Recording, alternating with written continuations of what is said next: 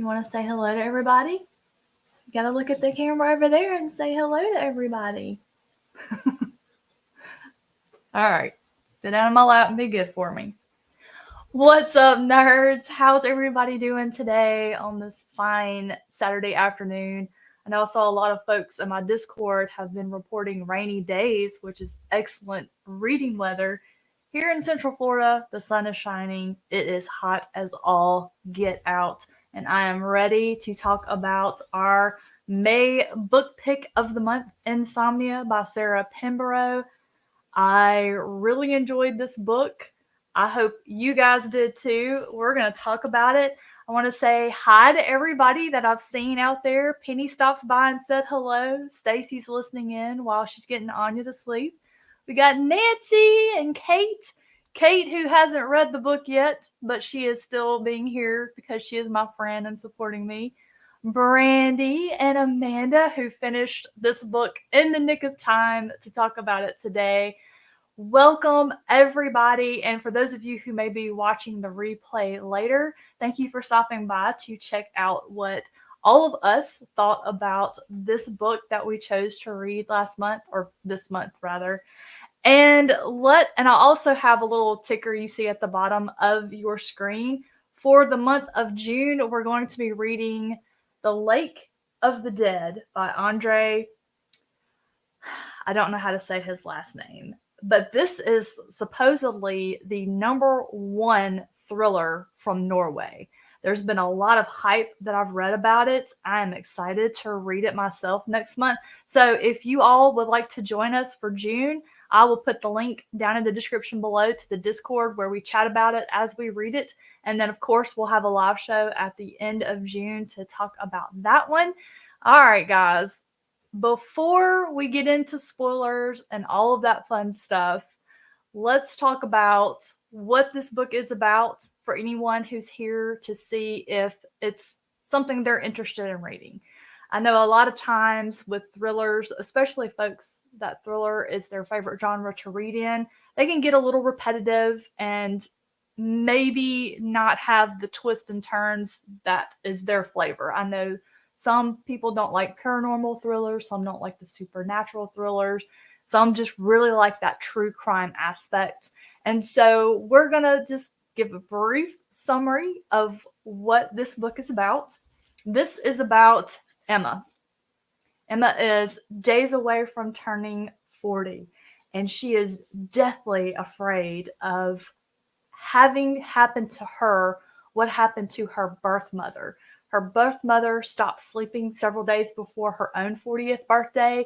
She went mad as a result and committed just unspeakable horror. And Emma is so afraid of that happening to her, which is relatable. I know a lot of us, probably most of us, have this fear of turning into our mother.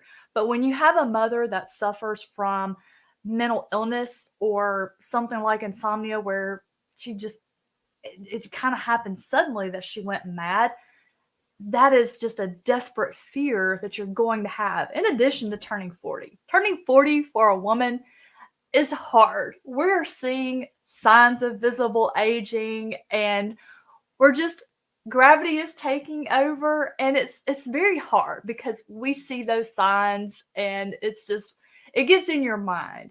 And then you start to feel old too. I don't know about y'all, but 40 is when I started like having sleep injuries. I'd be perfectly fine when I went to bed, and I'll wake up the next morning and I'm like, wow, all this stuff hurts. What did I do? So Emma is, we're in the days leading up to her 40th birthday, and all of these things are on her mind about what her mother did and what happened to her.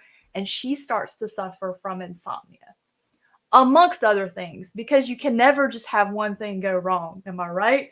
It usually snowballs. And I really like how the author incorporated these other things because, it's what happens. My husband broke his hip.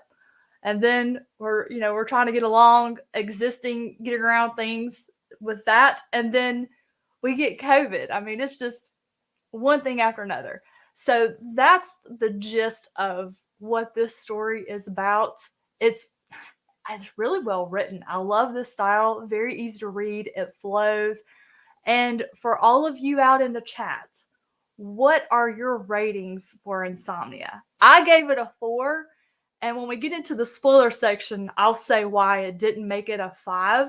But I gave it a 4. So let's see what some of you out there thought about it. I did read this one at night. It didn't bother me as far as fear. And this one was more along the lines of, it was thrilling and adrenaline inducing because of the things that are happening, but it didn't really creep me out. Oh no, Kate. And I actually, I don't have white wine today. I actually have a little bit of red, just a little tiny bit. It is early in the day. Amanda gave it 4 stars as well. And finished it at night. Yeah, this one, it's more along the lines of the thrills come from the psychological things that are happening to Emma as she's suffering from insomnia. I really, really related to this on a deep level, because in the midst of reading this book, I myself had to take a steroid because my ears got infected and one ruptured, and we were trying to keep this one from not rupturing.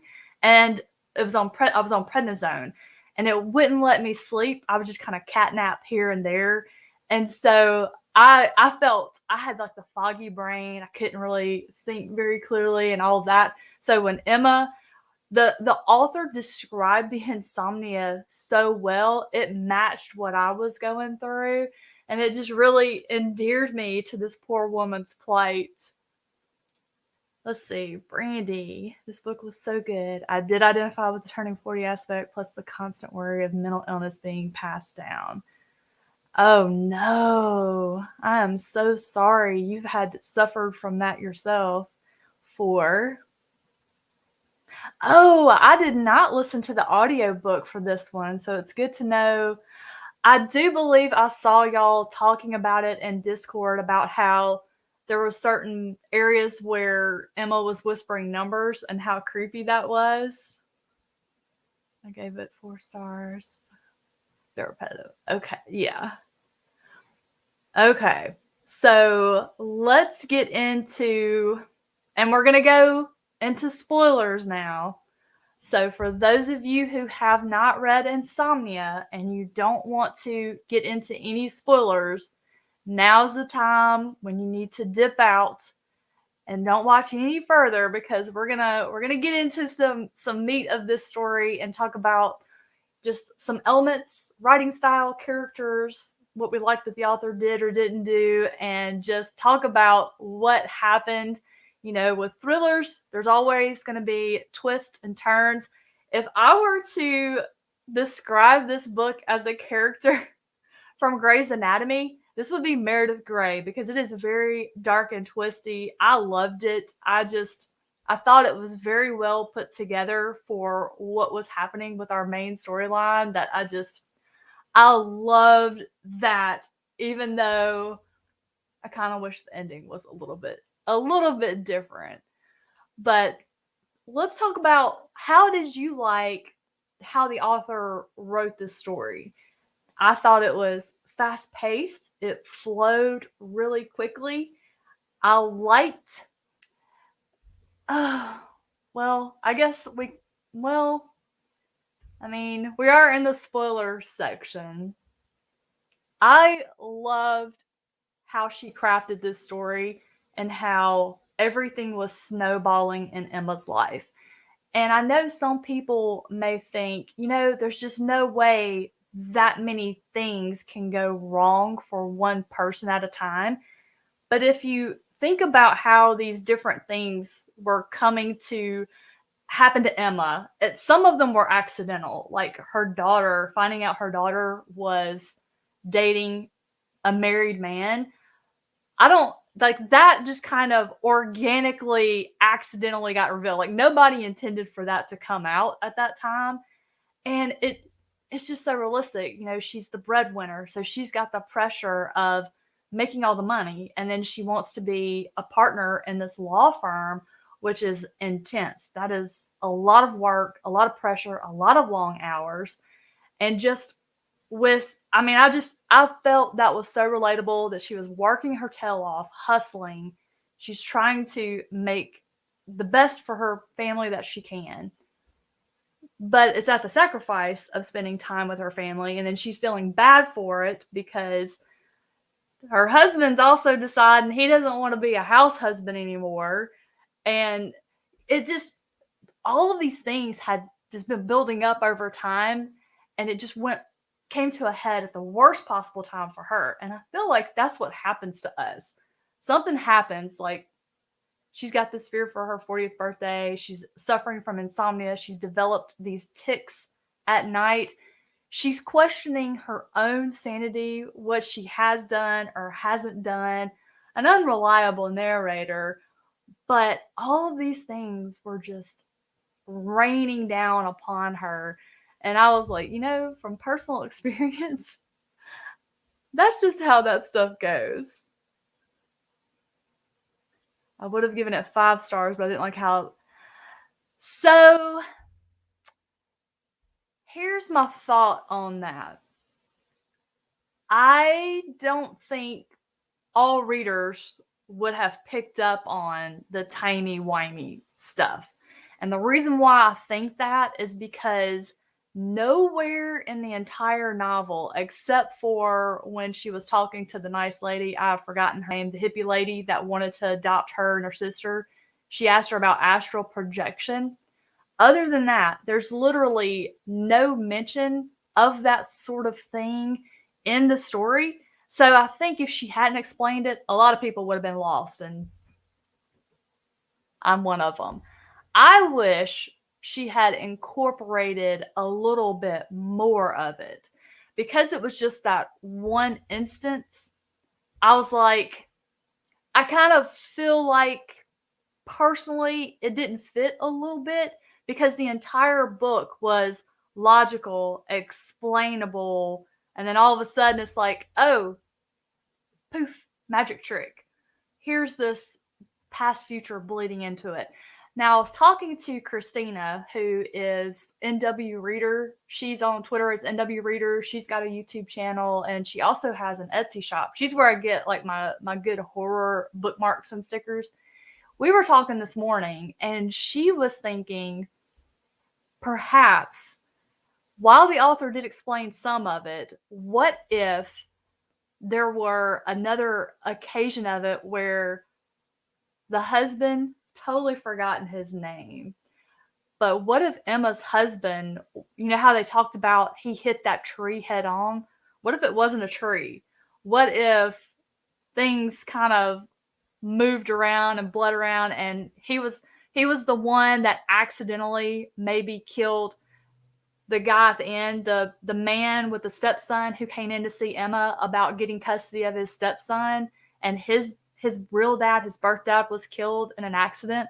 What if that was Emma's husband that did that, and that's how these two kind of end up attracted to one another at the end?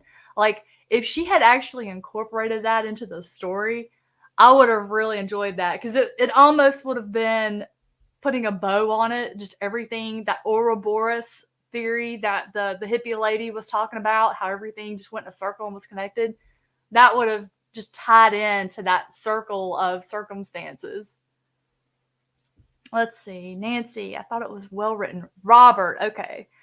Yeah, I did think I blamed everything on Phoebe in the beginning. I did. And Caroline, I knew she didn't fit. I knew that she was something, but I actually thought she was another sister.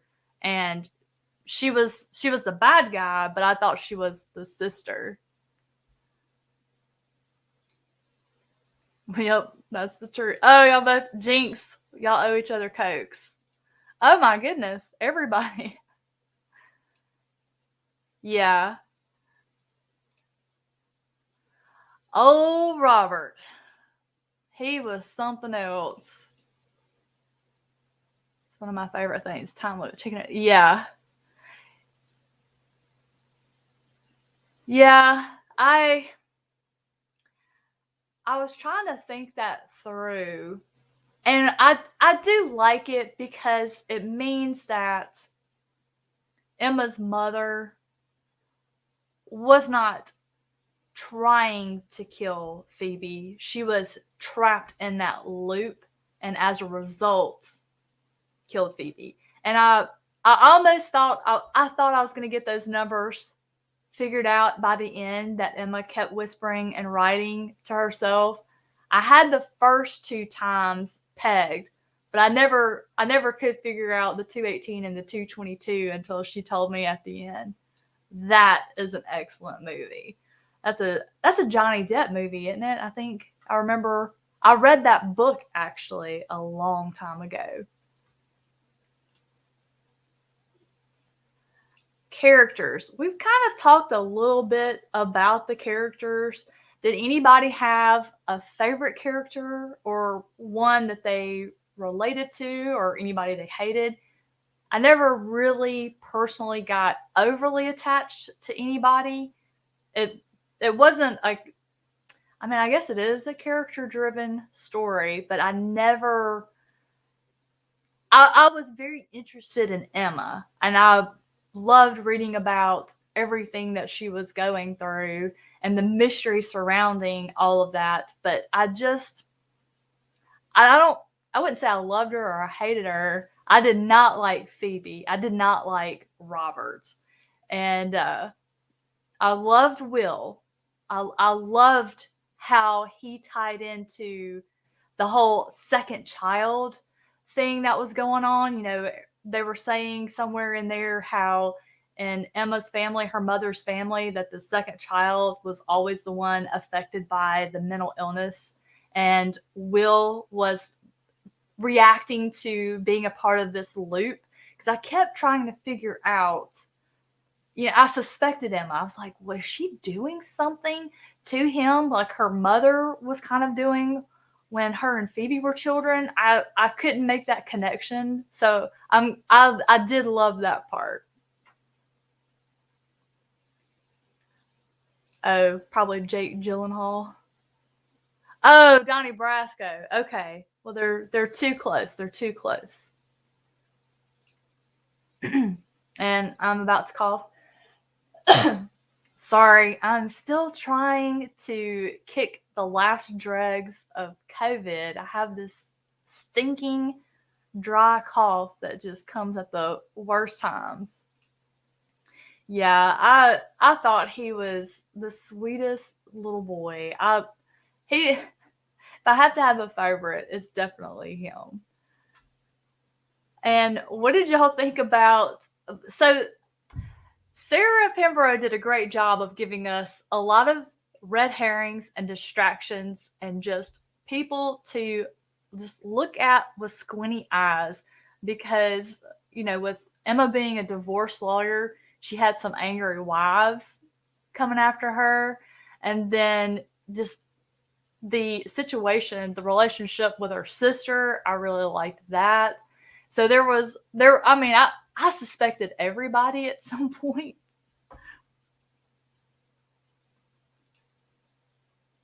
Yes, it does.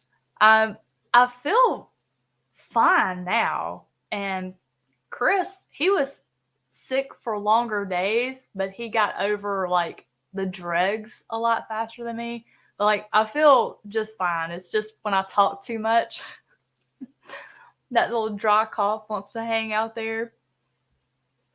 So something I look at in horror stories and thrillers are atmosphere. How good of a job does the author do in setting up the atmosphere and giving me that feeling for it being the mystery, the suspense, and thriller? And I believe Sarah did a great job as far as atmosphere. The book especially at night when Emma was going through her tics and she's just questioning herself, she's questioning everything. Of course, everyone else, they're questioning her as well. And,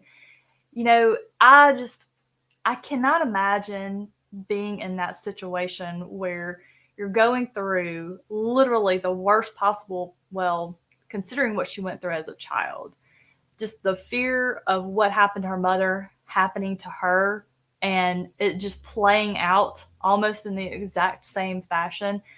And she was so alone because her entire life was falling apart around her. She had no allies, which is why Caroline made sense. At first, I thought Emma's desperation to have a friend was odd. I was like, that's just weird. Like, nobody would do that. But she kept saying how familiar Caroline felt, and I think she just was literally desperate for someone, anybody she could just talk to. And she always felt so much better around Caroline. So I thought, the more I thought about it, her character in that sense. But of course, we know later she planted herself into Emma's life. So that's, oh man, Stacy made it. Yeah, I really thought the husband and the sister were having an affair.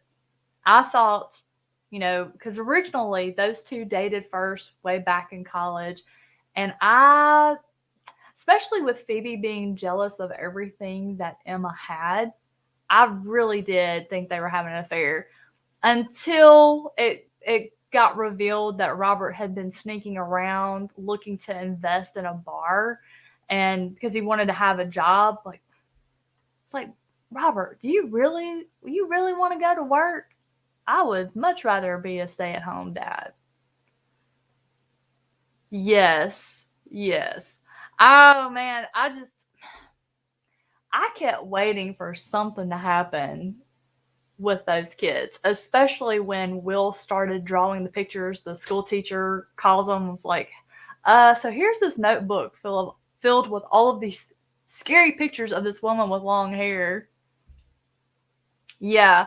So I think Sarah was definitely trying to throw us off the trail of what was really going on there. And I also appreciate that Emma and Robert got a divorce at the end. Their relationship had kind of, I don't want to say died, but they were just at different places of what they wanted to do as far as the future. And I'm so glad that when we got to the end and everything got revealed what was happening, that it didn't just, all of the other problems didn't just disappear. She still did not go back to her law firm, didn't get her job back. She went out on her own. Her relationship with her husband didn't just magically get better. Like, I thought that was done really well. All of the problems just, they went their natural course. They weren't just everything reverted back to how life was before.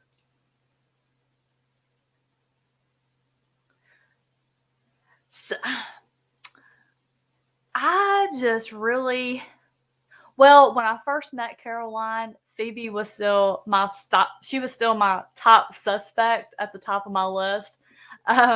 So Caroline at first escaped my radar, but when Emma went back the second time and just said she just felt there was something familiar about Caroline, I thought, okay, Caroline is another sister that they didn't know about. Like, maybe something happened to the mother after she was institutionalized. And I also, the entire story, the entire book, I thought that Emma's mother was the one who killed the family in the epilogue, Caroline's family. But I mean, of course, we didn't know that was Caroline's family at the time. And so I thought, I thought the whole time that this happened on the birthday night when the mother was trapped in that loop and was attempting to kill Phoebe's, like all of that. I was like, she's the one that killed that family. Of course, I never knew at that point how the family tied into the story until the end. But the more I think about it, the more I really like how that happened. I think what sticks out is there's no explanation for it. Like, it's just the past and future were bleeding over into one another. I mean, of course, if there had been a history of some sort of phenomenon happening like that in the family that was discussed, we would have all figured out what was happening. So I guess that wouldn't make for a good story. I don't know. I can't get it. That's just something I can't figure out. Yep, me too, Stacy.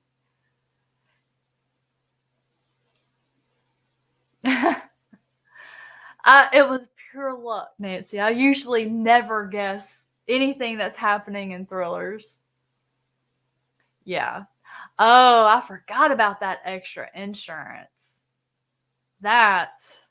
See, when that came up in the conversation, that reinforced to me that Robert and Phoebe were working together, because Phoebe filled Robert in on everything that happened with their mother. So they knew Emma was very concerned about it happening to her. He already knew that she was suffering from insomnia. So I was thinking, he took out that extra insurance policy, and then somehow he was doing something to her that prevented her from sleeping to just kind of edge her over into it. So she really was. She really was. And it's just scary because while I was sick, I watched a whole bunch of true crime documentaries, a lot about serial killers and psychopaths, and then I've started a Criminal Minds rewatch.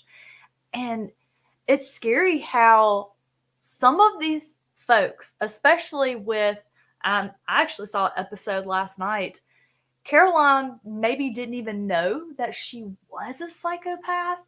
She was in process of her two sides to herself maybe blending over into one another.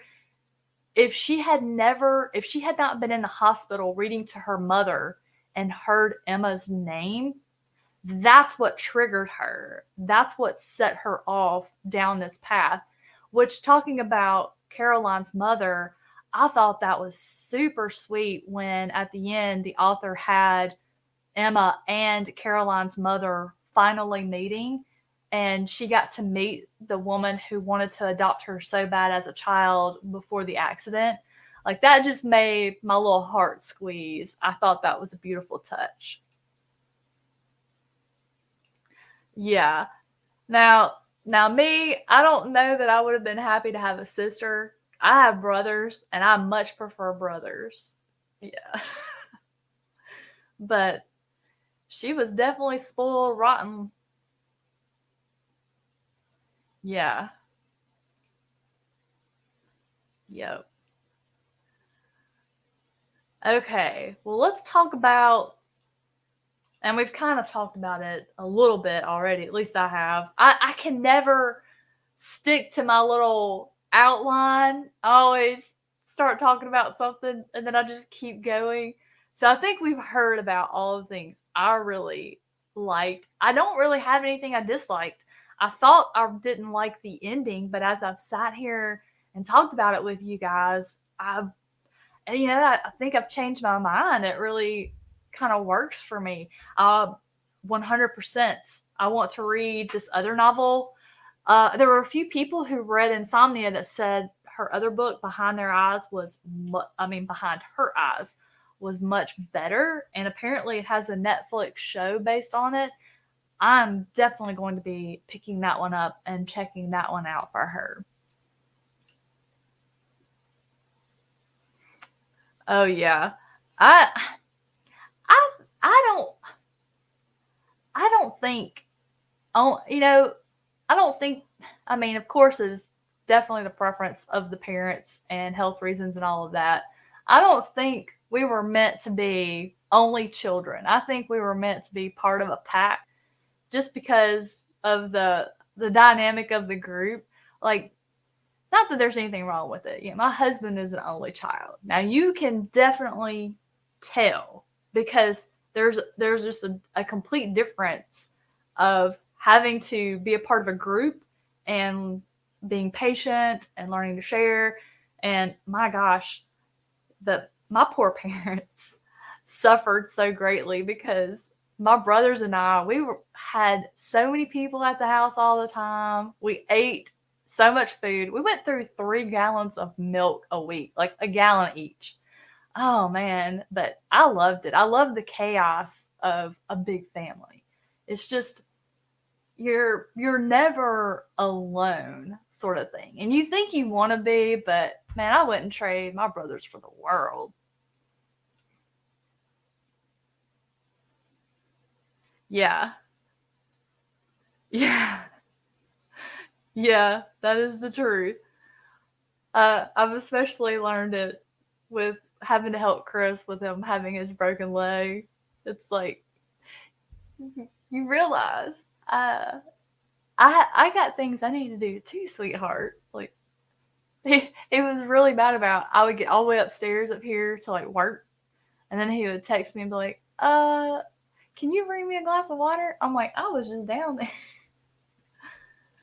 Jonathan, you made it. Oh man, that would be heartbreaking. I would have loved if we could have adopted too. I mean, we unofficially I have a brother. Nah, Stacey, we would take your kids. Yes, I knew that would tie in when she said it could be our hiding place. I felt that was going to tie in. Yep. I'm going to keep my brothers. I think let's see, what was my favorite thing that I liked about this? I there's so much that I feel the author did a great job with. I love when Emma went to the institution where her mother was kept after when she went mad at 40. When she talked to the other patient, I have totally forgotten her name, and the one that was the artist, and gave her all of the information about when she could read lips, and she was reading Phoebe's lips when Phoebe would come visit the mother and be like, I hate you, you ruined my life, why did you do this to us? I appreciated that Emma showed her kindness at the end, and she's like, you know what, I really love your art, I would totally buy that. For some reason, that little interaction just really touched me, that Emma had presence of mind to give a little bit of encouragement and praise to this woman who, this is what she does. Her only enjoyment, her pleasure was eating the paint. Yes, the two. Okay, so when Emma was having one of her episodes early on, and she looked at the under closet, and she's like, "Oh, here there be tigers." I was like, I just read a short story by Stephen King, and it had that same spelling of tigers. It was Tygers. And I just let it go. But Amanda saw it too, and she goes, oh, I wonder if this is a Stephen King reference, because he also has a book called Insomnia, which I haven't read yet, but I'm going to, because it has a lot of tie-ins to The Dark Tower. And then at the end, the Carrie reference, which that one was obvious. We all got that one, I think. No, no bells. Somebody mentioned that at the very beginning, and I'm like, that bell would cause him to have another issue besides his leg. Oh, yeah. And so that was fun. So I wanted to look up and see if I could see if maybe she listed that Stephen King was an inspiration of hers, because that would be cool.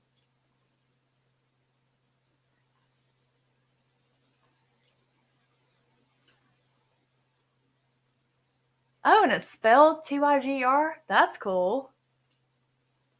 Erica!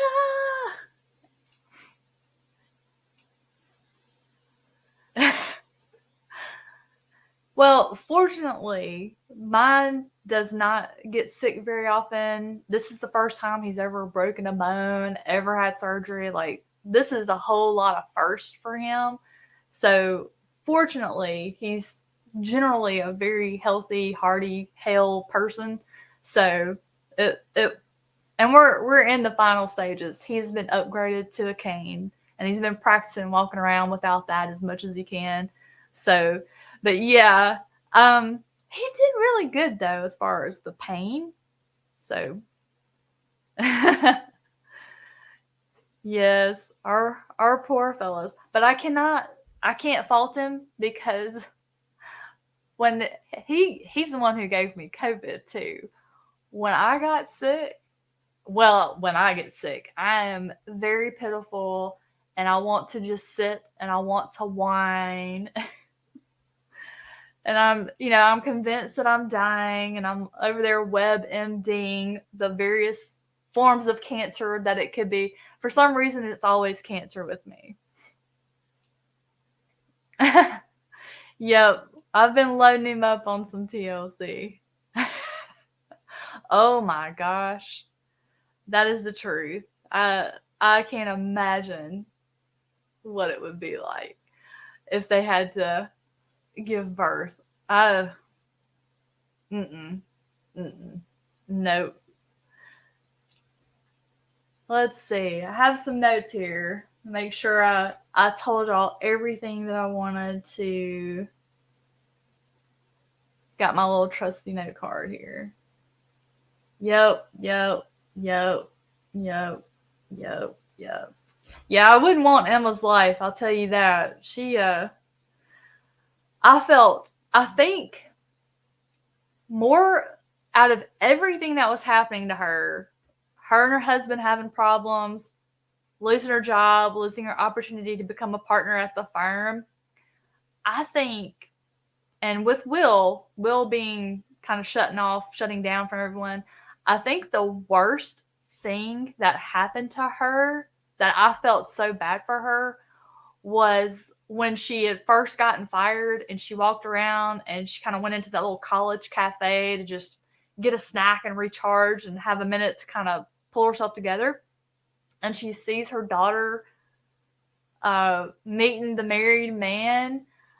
I felt so bad for her having to deal with that situation. Can y'all imagine? And unlike Emma, I would not have kept it from the husband. Even if we were having problems, he would have been the first person I would have gone to and been like, especially this man is supposed to be a partner in this bar. I mean, can y'all just imagine? Woo! And if I had done that, my dad would have jerked a knot in me. In fact, one time when I was 16, I went out with this guy and he was very nice. And he told me he was 18 and I was 16. And I brought him over for my dad to meet because my dad's approval was important. And my dad, after he left, he was like, he seems really mature. Are you sure he's 18? And I'm like, yeah, I'm sure. And we only went out the one time because, like, a few days later, I get a phone call and it's his wife. And she wasn't ugly or anything. She knew. She's like, I understand that you probably have no idea what's going on here. She's like, I just wanted to tell you that I am Ricky's wife. And he is 23 years old. And and my dad did not have to step in. I took care of things myself. Because, of course, he's like, oh, we're getting a divorce. I'm like, I am 16. I am not trying to get into all of this at this age. Whew, I hadn't thought about that in forever. Yeah. Well, with Chris, you can tell he's sick. He just kicks it so fast. Like, he had the flu years ago, but he only had it for 2 days. I'm like, well, that's me, Brandy. That's me. Yeah. Yeah. We really like our Phyllis. That's funny. Well, I mean, I have the best husband in the world. Oh no. Yeah, you never know what you're gonna find. What we're gonna talk about on here, especially. Yeah,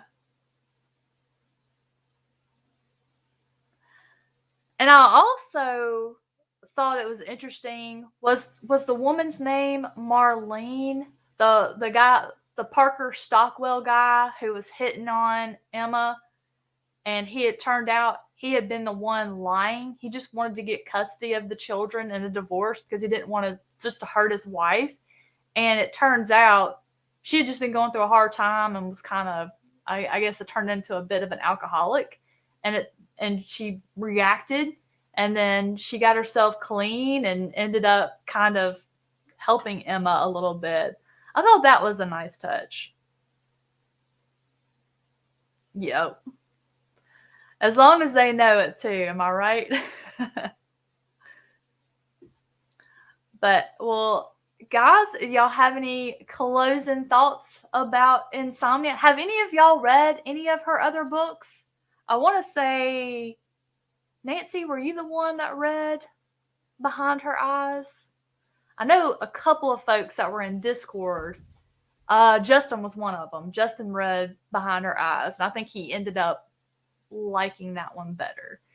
But I'm 100% going to read more by her. I'm excited. I'm excited to read this little one here. Oh, wow. 1942. This was written in 1942? What? Absolutely.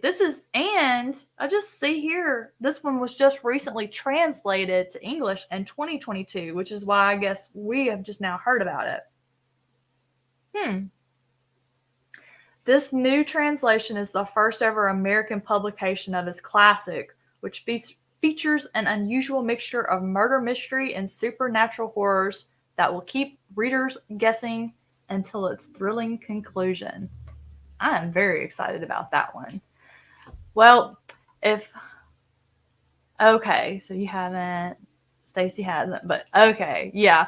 Well, maybe we'll have to slide Behind Her Eyes on the wheel to see if it can spin and come up for a future one to vote on for a future month to read. I'll get that added today, so maybe it'll pop up. Yeah, I saw there was a movie, so I might have to a 1958 film adaptation. But apparently this is extremely the 1942 classic that has been voted Norway's all-time best thriller. So not only are we going to read a thriller, we're going to be reading a classic too. So we're going to kill two birds with one stone next month. Yep. The trial's over. Everybody's going to get back to reading in June. Thank you so much, Brandy. That means a lot. I'm glad we've all had a lot of fun talking about it and reading together. So I am so happy you all have been participating with me. I was a little scared. I was like, what if I'm the only one? Nobody wants to read these thrillers with me. So thank you guys so much for reading with me and being here. It means a lot. But I have said all I can think about regarding this book. Yeah, I don't blame you. But I wanted to pick a good time where I could get everybody from all over, because we have so many folks all over the world, that I wanted to try and pick a sweet spot so everyone could make it. But guys, I'm going to pop off of here. I believe Chris has a haircut, and the dogs are going to holler bloody murder when he leaves, and I will spare all of you guys that. But as a reminder, for June, The Lake of the Dead by, I'm going to have to find somewhere that pronounces his name. I'm also going to have to see if I can find that movie on one of the streaming services we have, and see about, maybe we can talk about a book and movie comparison. We'll have to see what happens.